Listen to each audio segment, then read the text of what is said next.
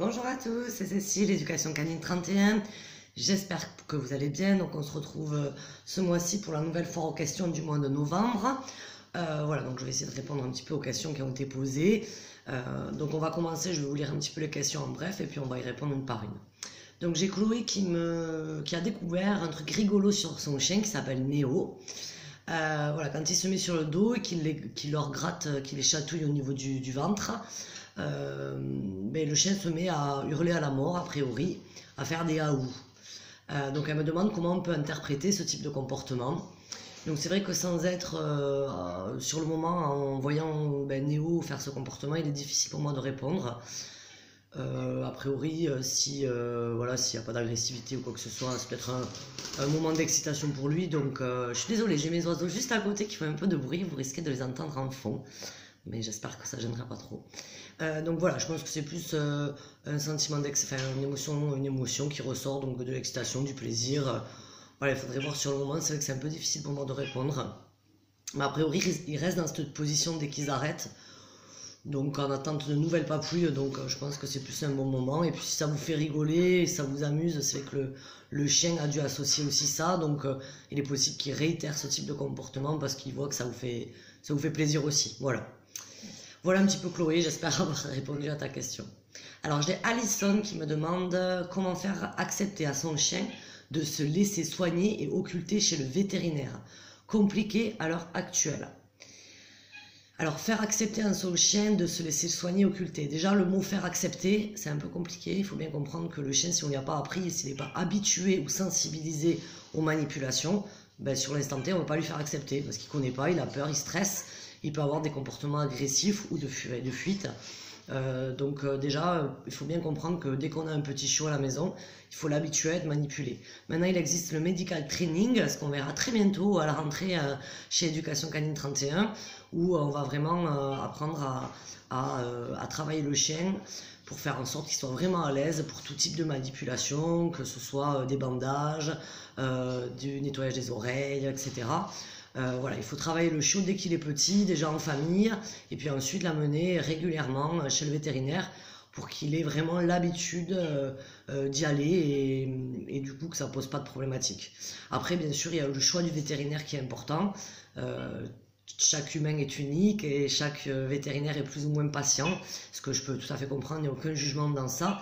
Mais voilà, choisissez plutôt un vétérinaire qui va mettre du temps, qui va prendre le temps pour votre chien, qui sort des petites friandises aussi, c'est toujours plus sympa que de... Voilà, j'ai déjà eu des récits où les gens se font un petit peu réprimander, ils sont jugés immédiatement parce que leur chien est agressif, alors que des fois c'est juste parce que les gens ne savent pas ou que c'est la première fois, enfin c'est jamais une situation très évidente. Donc je vous conseille vraiment d'habituer vos chiens, qu'ils soient petits ou grands, à être manipulés régulièrement, toujours dans une méthode positive où je vais utiliser des friandises, des paroles bienveillantes et apaisantes pour que mon chien, petit à petit, un peu tous les jours ou tous les 2 jours, il apprenne à être touché, manipulé, lever les pattes, etc.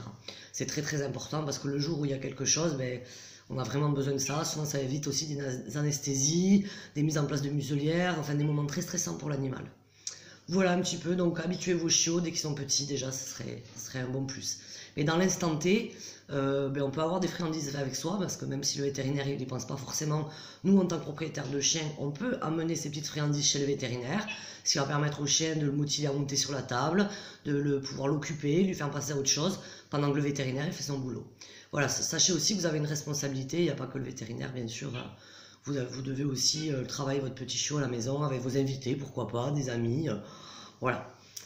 Toujours faire passer ce moment comme un moment agréable pour le chien, c'est comme un peu pour nous, si vraiment, regardez le dentiste par exemple, beaucoup d'entre nous n'aiment pas ça, parce que c'est un moment désagréable, voilà, et si on nous avait habitués depuis enfant, que ce soit un moment super chouette, ça serait déjà peut-être plus agréable pour nous d'y aller.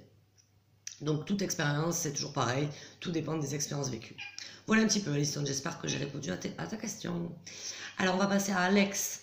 Quelle est la meilleure solution pour sociabiliser un chien de 7 ans sorti de maltraitance sans la traumatiser plus? Donc quand j'avais vu cette petite question, sociabiliser, c'est vrai que c'est un mot un peu large. Plus ou moins, j'ai surtout demandé, parce que des fois, voilà, on l'utilise un peu pour tout et pour rien, si c'était plutôt les humains ou les chiens. Donc elle me répond, les humains, aucun souci, par contre les chiens, elle les craint et peut se montrer agressive. Alors, sur des problématiques comme ça, déjà, 7 ans, c'est sûr qu'il y a beaucoup d'expérience derrière, hein, donc a priori traumatisante. Donc il y a une grosse consultation comportement à mettre en place. Il y a vraiment, voilà, vous faire aider par un comportementaliste dans l'instant T, j'ai aucune solution à vous apporter.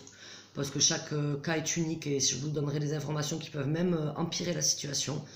C'est pas mon rôle, donc vraiment, moi je vous conseille d'aller voir quelqu'un un professionnel qui travaille dans des bonnes méthodes, des méthodes modernes, qui pourront vous aider, parce que là, sur un chien comme ça, c'est sûr qu'il va y avoir beaucoup de travail quand même. Mais tout est possible, honnêtement, il faut vraiment pas désespérer.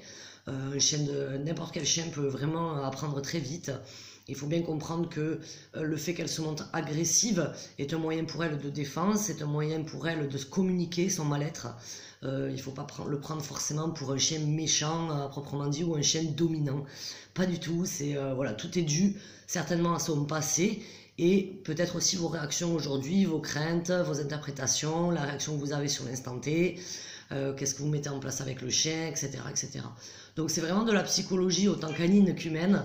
Donc voilà, moi je vous conseille, Alex, de prendre la meilleure solution, c'est consulter un comportementaliste voilà, qui travaille en positif. Allié peut-être aussi vétérinaire, qui peut vous aider au niveau des traitements pour soulager un petit peu le stress et les peurs que le chien pourrait avoir. Voilà, donc peut-être un binôme comportementaliste qui est éducateur, ça serait encore mieux, voilà, et un vétérinaire. Voilà, c'est vraiment la meilleure solution, elle est là.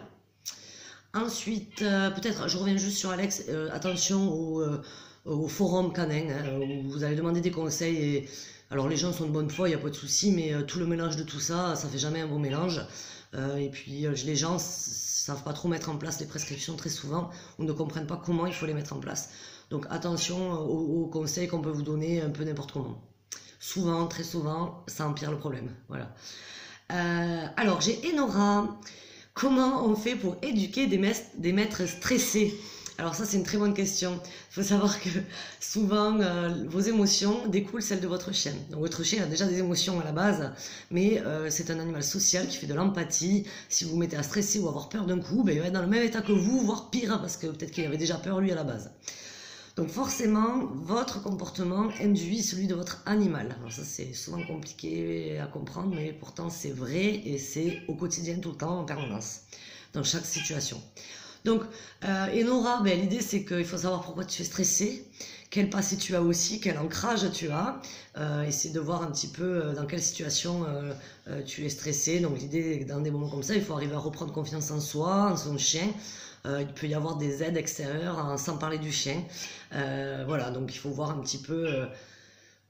il faut que tu reprennes des situations qui se passent bien, des situations positives, c'est une balance, c'est un équilibre à trouver entre justement toutes les situations négatives que tu as pu vivre et qui t'ont créé cette angoisse et ces peurs et ce stress, et recontrebalancer avec plein d'expériences positives pour que ton cerveau recrée des connexions et de la confiance. Et voilà, alors c'est un peu complexe, mais là aussi on peut t'aider, beaucoup de gens peuvent t'aider là-dessus, mais il faut déjà comprendre dans quelle situation tu es stressé. Voilà, il faut essayer aussi de lâcher prise à des moments donnés, et attention, vos peurs, vos stress entravent très souvent le bien-être de votre animal et créent des interprétations aussi qui nous envoient sur des erreurs, donc attention.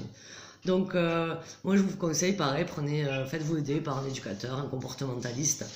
Ils sont normalement formés pour ça, pour essayer justement de vous rendre un peu plus zen au quotidien. Voilà, j'espère Enora avoir répondu à votre question. Alors j'ai Anaël qui m'a mis une petite vidéo. Donc ma chienne a tendance à faire ça quand je suis couchée. Elle le fait aussi parfois si un chien me saute dessus. Jamais un bobo de sa part. Durant les nuits, elles ont dormi ensemble à côté de moi. Il faut corriger ou pas. Corriger. Donc déjà, Anaël, on ne corrige pas un chien. Ça c'est vraiment... Je suis désolée, je suis direct, mais on ne punit pas un chien, on ne corrige pas un chien. Alors la vidéo, je vous invite à aller la voir. Elle est dans les commentaires de la publication. Je peux pas trop vous la partager, voilà. Alors en fait, sur la vidéo, c'est très compliqué de répondre à ce type de questions quand on n'a pas fait une consultation comportement. Ce que je peux interpréter, c'est vraiment une interprétation que je vais faire parce que je ne connais pas ces chiens. Je ne vois qu'une vidéo de quelques secondes, 2 minutes 09 exactement. Donc je vais vous la décrire un petit peu la vidéo. Il y a un chien adulte sur un lit avec un petit chiot cocker noir, très très mignon d'ailleurs, en bas du lit. D'accord. Donc au départ, on voit une chienne adulte qui joue en hauteur, du coup, avec le petit chiot. Ben, elle s'amuse, bon, rien d'exceptionnel, c'est plutôt sympa. Et ensuite, la propriétaire appelle, je pense, hein, j'interprète peut-être, le petit chiot. J'ai l'impression que c'est ça. Et du coup, ou alors la chienne adulte, voilà, j'ai pas très bien. Peut-être que Anaëlle pourra nous le dire un peu plus. Mais, et du coup, là, on sent une tension qui monte immédiatement sur la chienne adulte qui ne veut absolument pas que le petit chiot monte sur le lit. Ce que je peux comprendre a priori, c'est une chienne adulte, je pense, ou un chien. Elle est un peu dans une phase d'éducative avec ce petit chiot. Par contre, ce qui me gêne, c'est que le chien adulte soit sur le lit et que le petit chiot soit en bas, entre guillemets, c'est un peu une forme d'injustice. C'est-à-dire que quand on a 2 chiens, il faut faire attention au moment canapé, au moment lit. Je pense qu'il faut être un petit peu plus pragmatique et être un peu moins dans l'émotion, sans jugement, encore une fois, de ma part, hein, parce que j'ai 2 chiens, j'ai déjà fait ces erreurs aussi. Mais il faut être juste, c'est-à-dire que je pense, soit c'est les 2 sur le lit dans l'instant T, soit c'est aucun des 2. Là, la chienne adulte a un peu des privilèges, et elle doit être là depuis avant le petit chiot, j'imagine bien. Donc voilà, elle est un peu... elle montre un peu voilà, le fait qu'elle ne veut pas que la chienne, voilà, elle empêche un peu de monter, elle doit le faire pour d'autres choses. Donc il y a des moments où c'est de l'éducation, elle est juste. Le chien adulte a de très bonnes façons, il est très intelligent très souvent. Là j'ai plus l'impression que c'est parce qu'elle veut pas que ce petit chiot partage le moment avec vous sur le lit. Ça me gêne un peu plus du coup, parce que là vous entravez vous-même la relation que les chiens vont avoir ensemble, c'est-à-dire que la relation ne va pas être saine. Et c'est là où ça me gêne. Par contre, c'est pas à réprimander le chien sur le moment, c'est à vous de changer la relation que vous avez avec vos chiens. C'est-à-dire que vous avez pris sûrement un 2e petit chiot chez vous, et du coup maintenant il ne faut plus être comme vous étiez avec un seul chien, parce qu'on a 2 animaux. Et je pense que les moments que vous aviez avec un seul chien, où c'est des moments câlins, des moments dans le lit, etc., c'est des moments avec 2 chiens, c'est un petit peu plus compliqué. Quand vous êtes là, je parle, attention, hein, si vous êtes absent, c'est complètement différent. Mais quand vous êtes là, souvent, parce que on a des préférences, parce que l'autre il est arrivé avant, parce que etc. On laisse un peu faire ces choses-là, on se rend pas compte en fait que ça nuit à la relation entre les 2 chiens, parce que votre relation finalement, elle n'est pas très juste ou cohérente pour eux. Donc moi, ça serait mes chiens là, de suite dans l'instant T, sans forcément être comportementaliste ou quoi, ben, j'accepterai plus qu'ils montent sur des lits en fait, c'est terminé. Voilà, ils restent en bas, ils ont leur panier, tout va bien. Je crée pas de tension, d'injustice. Parce que même pour le petit chiot, c'est pas forcément cool que pourquoi lui il est pas avec vous sur le lit à faire des câlins aussi. Mais là, si vous avez 2 chiens sur vous, c'est compliqué. Il va falloir les pousser peut-être, je sais pas. Voilà, je vous connais pas, je connais pas les chiens. Hein. C'est vraiment, je vous ai dit tout à l'heure, j'interprète un petit peu la vidéo par rapport à ce que j'ai ressenti en la voyant et ce que ça m'a donné de suite. Voilà, je suis sur à chaud, réaction à chaud. Moi, sur un cas comme ça, si vraiment c'est des choses qui vous posent problème, on va plus partir sur des consultations en comportement. Mais moi, je vous juste un petit indice, attention à la relation que vous avez avec vos chiens. Il ne faut pas être trop dans l'émotion quand on a 2, 3, 4 chiens, c'est plus du tout pareil. Voilà, c'est pas la même chose, c'est 2 animaux dans une même maison, ça reste des animaux qui peuvent mordre, parce que moi j'ai vu les crocs, quand même vous dites qu'il n'y a pas de bobo, mais heureusement. Parce que ça peut arriver par contre, si vous continuez, enfin si vous laissez un peu comme ça, un peu laxiste, ça peut continuer, ça peut arriver. Quand la petite chiot va grandir, ça peut arriver. Donc voilà, on voit quand même bien les dents, enfin voilà. Et c'est à partir du moment où vous avez parlé, je crois, hein, je vais peut-être la re-regarder aussi pour remettre comme s'il y a un problème. Mais voilà, donc moi c'était juste par rapport à ça, attention à ce type de situation. Sur l'instant T, vous n'avez absolument rien à dire, parce que souvent, le problème, en fait, il est déclenché par nous, humains, et l'affect qu'on met dans les chiens, l'interprétation qu'on en a. Moi, j'ai eu mes chiens au tout début, j'ai 2 dogs argentins, mère et fils. Et au tout début, je les ai eu, j'étais jeune, j'avais 18 ans. Et au tout début, il est vrai que j'ai eu beaucoup de bastons avec mes chiens, et assez graves, où il y a eu des bons bobos. Et en fait, j'ai pris beaucoup de recul sur cette situation, et puis j'ai fait des formations, etc. Et puis je me suis rendu compte qu'en fait, tout venait de moi. Et de la relation que j'avais entretenue avec mes chiens, où il était clair qu'il y avait quelques préférences, il y avait eu des déceptions, il y a eu beaucoup ça, et du coup ça a créé des tensions chez mes chiens. Et c'était à chaque fois que j'étais présente, c'était à chaque fois voilà, qu'il y avait quelque chose qui gênait, ça partait au clash immédiatement.